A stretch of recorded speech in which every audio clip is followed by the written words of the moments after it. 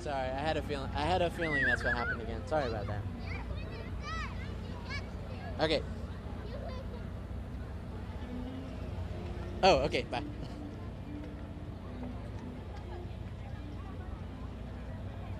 Sorry, that's my fault. We've been pretty good at that. Doing that. We did that last week, I think, too. Not pushing the button? Yeah, when we were at the. It's because we're always talking shit. Hi, Dana. Sorry. Yeah, what's up? I don't. No.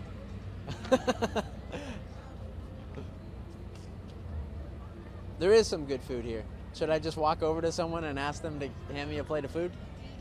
If what? Dana's saying that I should have a plate of food in my hand right now. We're out of money. I know. They don't have any more money. That would be cool, like some corn.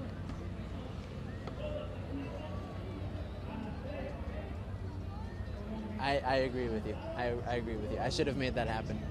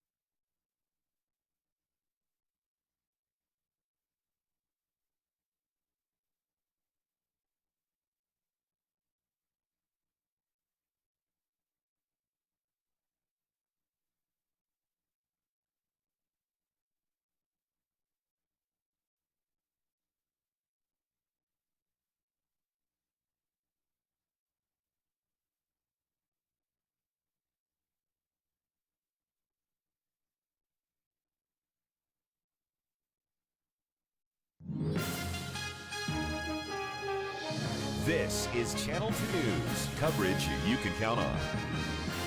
Brings the whole community together, lets families really enjoy themselves.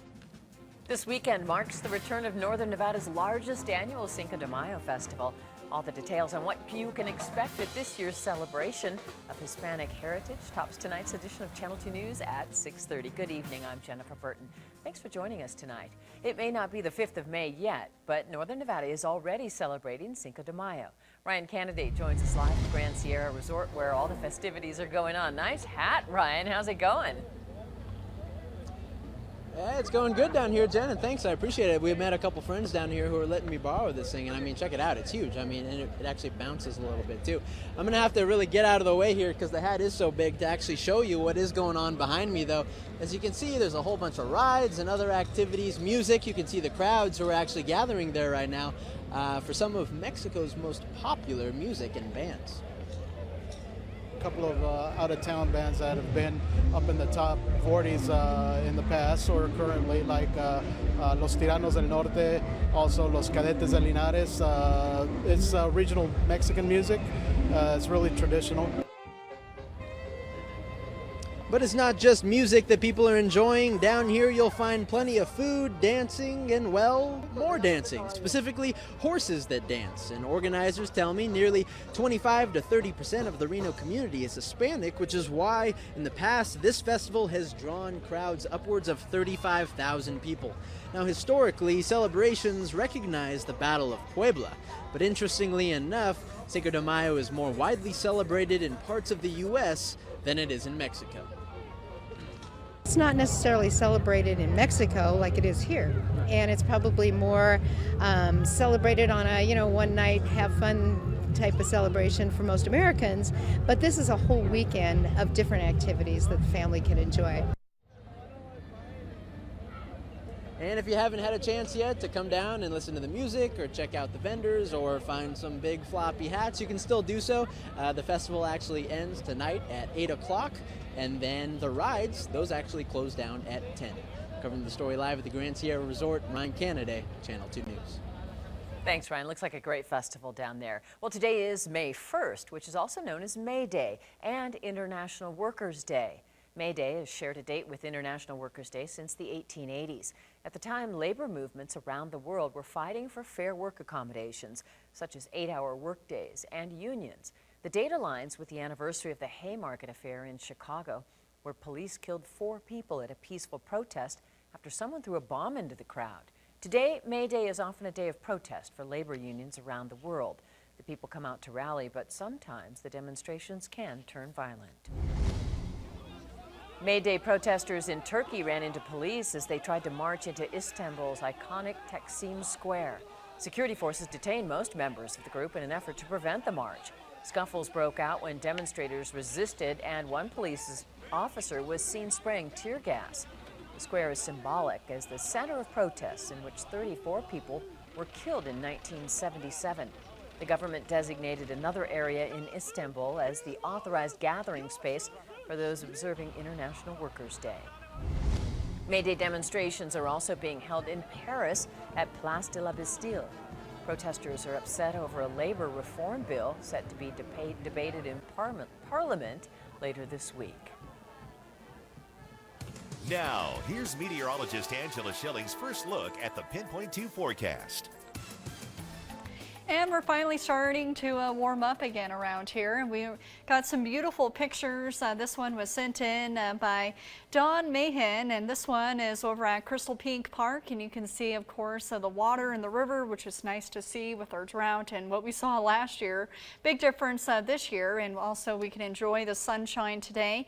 But we are still seeing a little bit of some shower activity, basically into the Sierra. And as far as temperatures right now, we're coming in into the mid-60s, cooler though right now in South Lake with a temperature of 49 degrees. Now by tomorrow morning when you wake up, temperatures will be into the lower 40s, lower 30s so for Tahoe as well as up and along the mountain passes. Tomorrow will be dry, but then much wetter weather will move in for the middle portion of the week. The details coming up here in just a few minutes. In Money Watch, it looks as though Reno will be soon losing a national retail store. According to CNN, Sports Authority will be closing all 450 of its stores, including a location at the Fire Creek Crossing in Reno. The company filed for Chapter 11 bankruptcy protection in March, saying then that it would close 140 stores and 2 distribution centers. But last week it notified the U.S. Bankruptcy Court it would not reorganize and instead pursue a sale. Financial reports say Sports Authority will liquidate all stores and close down operations in the months ahead. Our attempts to contact Sports Authority for more information have gone unanswered. In Washington, D.C., emergency responders and hazmat crews are cleaning up the mess after a CSX freight train derailed this morning. It happened about 6:40 near the Rhode Island Avenue Metro Station in northeast D.C. CSX said approximately 10 cars overturned. One of the derailed cars leaked sodium hydroxide until it was successfully plugged. Our fire and emergency medical service responded and at this time has plugged that leak. We understand that the contents of that rail car is sodium hydroxide. It is a chemical similar to bleach or Drano. The company did not say how much of the chemical leaked. The CSX train was headed from Maryland to North Carolina. No injuries were reported. In campaign 2016, Republican presidential candidate Donald Trump held his second rally today in Fort Wayne, Indiana. Trump called out Jeb Bush for Bush's recent comments about him, saying Bush was nasty to him when the party should be coming together. Trump said while he wants the Republican Party to come together, he thinks he'll win either way. So I'm competing against these two guys, even though they have no path to victory. It's ridiculous. I don't even know what we're doing. Trump also mentioned Ted Cruz, calling him the first presidential candidate with no chance of winning to pick a running mate. Presidential candidate Bernie Sanders told reporters today that there will be a contested political convention in July, challenging Democratic frontrunner Hillary Clinton's nomination as their party's nominee. It is virtually impossible for Secretary Clinton to reach the majority of convention delegates by June 14th with pledged delegates alone. She will need superdelegates to take her over the top at the convention in Philadelphia. In other words, the convention will be a contested contest. Sanders said one target of opportunity for him is winning over those superdelegates in states where he has won primaries or caucuses by large numbers. New York Senator Charles Schumer wants the federal government to look into billboards that collect personal data from cell phones when someone drives or walks by them. Clear Channel Outdoor America says it uses the location data to cater ads to specific consumers based on the demographics of passersby. The data tells the companies if the people eventually end up at the advertisers' stores. It says individual consumers can't be identified. Schumer, a New York Democrat, wants the FTC to investigate whether it's a deceptive trade practice because he says most people don't realize their location data is being monitored. It's a short step away from tracking this data and holding it to attaching your name to it. And we think this kind of data is so pervasive that they ought to get your permission, even if they say they don't have your name attached to it. Who knows? Schumer says a person's cell phone data should not become a James Bond-like personal tracking device for a corporation to gather information about consumers without their consent. Still to come, there's a new horse on the range in Nevada. We'll find out what makes these Icelandic horses different from other breeds. That's next on tonight's Nevada Backroads.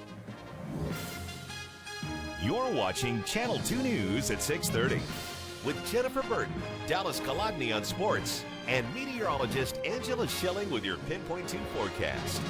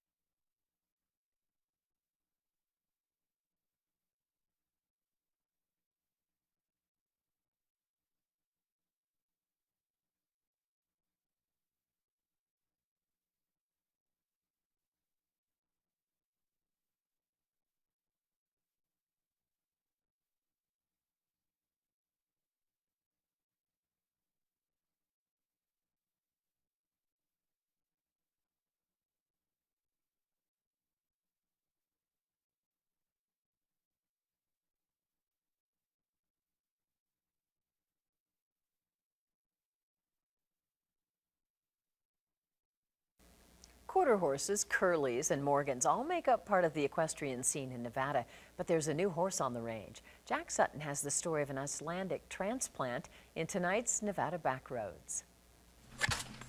Two little horses ready for riding. Nevada equine through and through. But there's something different about these two. Well, these are Icelandic horses from Iceland. And the Vikings took them to Iceland over 1,000 years ago. And they actually needed a smaller horse because they had open boats. And they didn't want them tipping over on the boats. They've been breeding them in Iceland for over 1,000 years. And the breed is so pure that if one leaves, one can never return. Every breed has their unique characteristics. With the Icelandics, it's found in their legs. They walk, trot, canter, but they do what's called a tolt. And that's a 4-beat gait that's extremely smooth. And when you get on an Icelandic, you feel like you're really on a horse. They might be vertically challenged, but they are a big horse inside. Riding the wind, mane and tail in harmony with the journey, traversing the terrain as if conquering the hills of the Norsemen, but at home on the range. And the best thing about the Icelandic horse is their temperament. They have the sweetest temperament in the world. I mean, he is what he looks like. He's so sweet. I live out in God's country with sagebrush and hills, and I just love riding the hills out here, and I love doing it on a fun, comfortable, trustworthy horse. Reporting north of the Red Rock, Jack Sutton, Channel 2 News. And it sure is nice to be warm again. Today, temperatures neared 70 degrees. Warm weather continues tomorrow, but not for the entire week. All the forecast coming up next. Thanks for watching.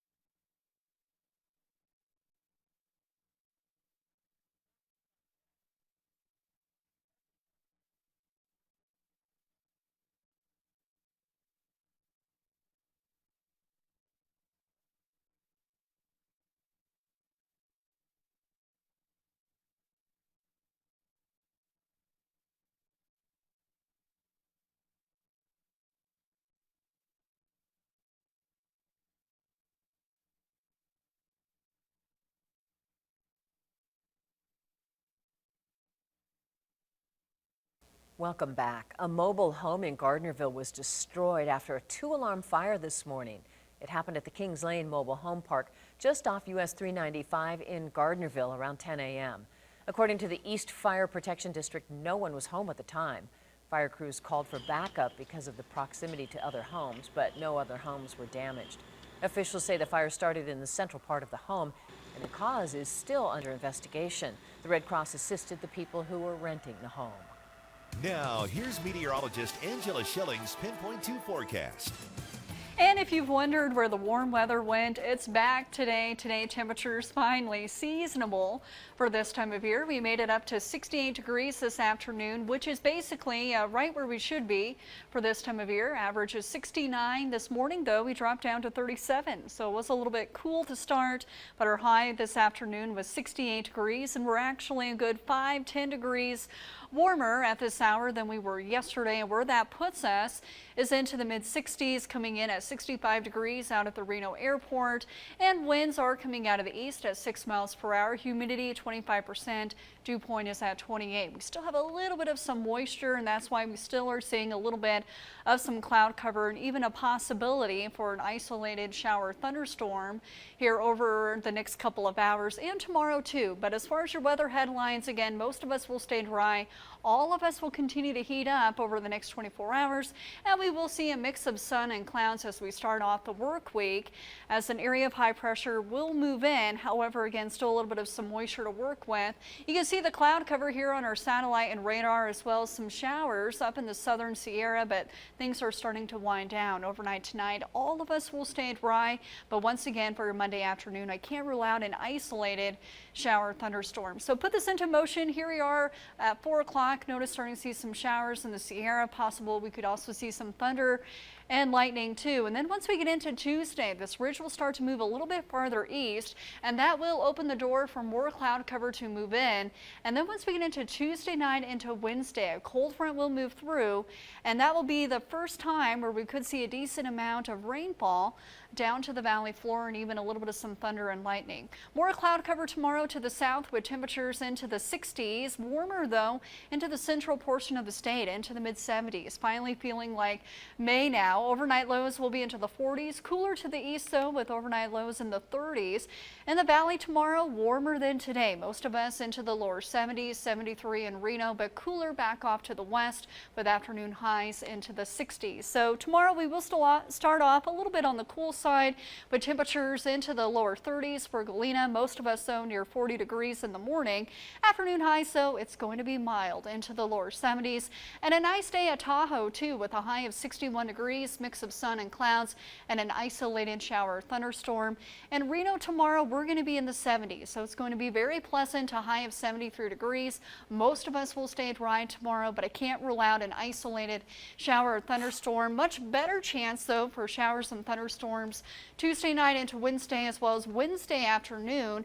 And an area of low pressure will kind of just stick around for a while, give us some afternoon showers and thunderstorms. It's not going to be a washout each day.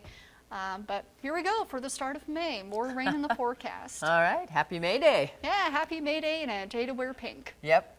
Lots of pink. All right. Thanks, Yes. Angela.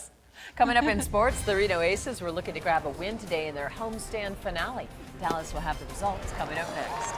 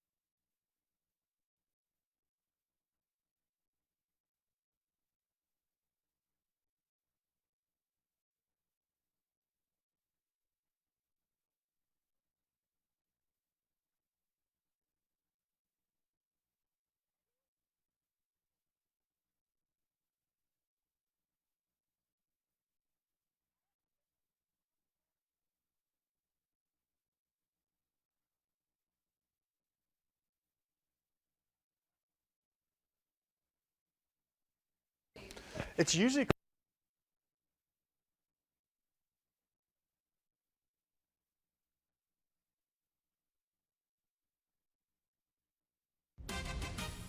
Now, here's Dallas Kolodny with Channel 2 Sports. Well, the Reno Aces wrapped up their homestand today with a game against Rockies affiliate Albuquerque, and former Nevada star Braden Shipley again took to the mound for this one, and he was sharp. Ship pitched 6 innings, didn't allow a run on 4 hits. He struck out 5. In fact, this game would go all the way to the 12th inning until a run was put on the board, and that was Peter O'Brien. The Aces slugger has places to be. A walk-off home run gives the Aces a 1-0 victory to close out the homestand. And while it obviously wasn't their intention, but the Nevada softball team basically had a 3-day vacation in Fort Collins, Colorado. They were scheduled to play Colorado State in a 3-game series this weekend, but it snowed a lot. And the final tried to get at least 2 of the games in today. All went for naught as the field was deemed not playable, so the series was canceled. They will now return to Hickson Park for their next series, which will also be their final homestand of the season when they host number 20 Fresno State beginning on Friday. On the contrary, the Nevada baseball team has had nothing but good weather and good play down in San Diego. They look for the series sweep of the Aztecs at Tony Gwynn Field, picked the action up with no score in the second, and a runner on for Bryce Greger, who says buh and bye to that one. It's a 2-run shot, and the Wolfpack leads it 2-0. Now to the third. We have a 2-1 game and a wild play here. Devontae Ranch product Justin Bridgman lays down the bunt. The Aztecs throw the first. Well, it's not on target. TJ Friedel will score from third. Bridgman round second, trying to get the third on this one. And the ball, well, this one's not close either. Bridgman gets up and scores on a bunt. The Aztecs have 2 errors on the play, and Nevada gets the win and the series sweep 13-9. Giants looking to avoid a sweep by the Mets. 4th inning with a runner on. Hunter Pence goes opposite field. This one clears the wall. 2-run homer. Souvenir fan doesn't want. 3-0 Giants. Now, when you're looking to avoid a sweep, you put the mad bum on the mound. Madison Bumgarner did work. 6 innings, allowed no runs on only 6 hits. He struck out 7. The Giants escaped from New York with at least 1 win, 6-1. On the contrary, the Oakland Athletics were looking for a sweep of the Houston Astros, but in the first, Jose Altuve takes Rich Hill on a ride out to center field. That gives the Astros an early 1-0 lead. Later on, it's a 2-0 Astro lead, but runners on the corners from Marcus Semien chops one up the middle. That'll score a run, but that's it for the A's. Astros get the win, 2-1.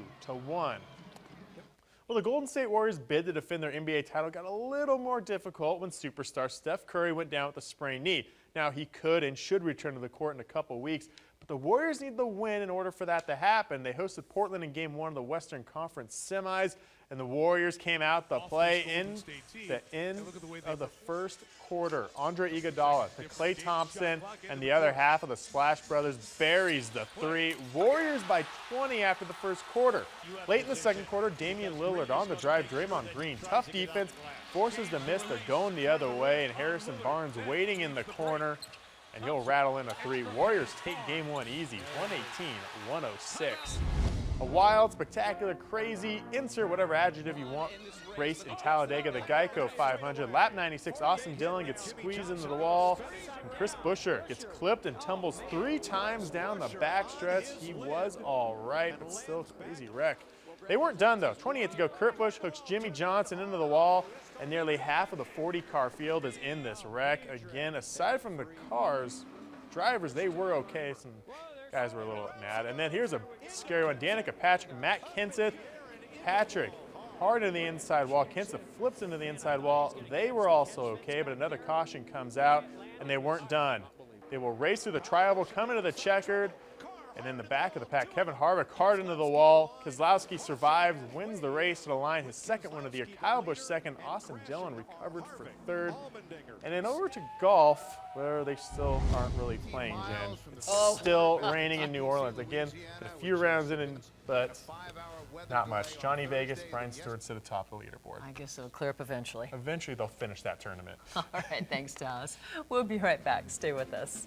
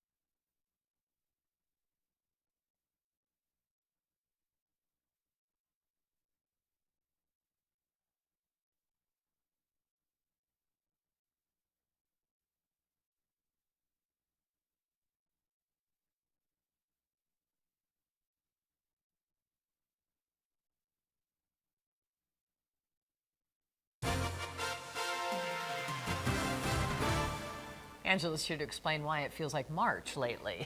Because we've been seeing so much cloud cover. It was nice to see the sun today, and we'll see more sunshine tomorrow. Majority of Tuesday will be dry, but we will work in more cloud cover.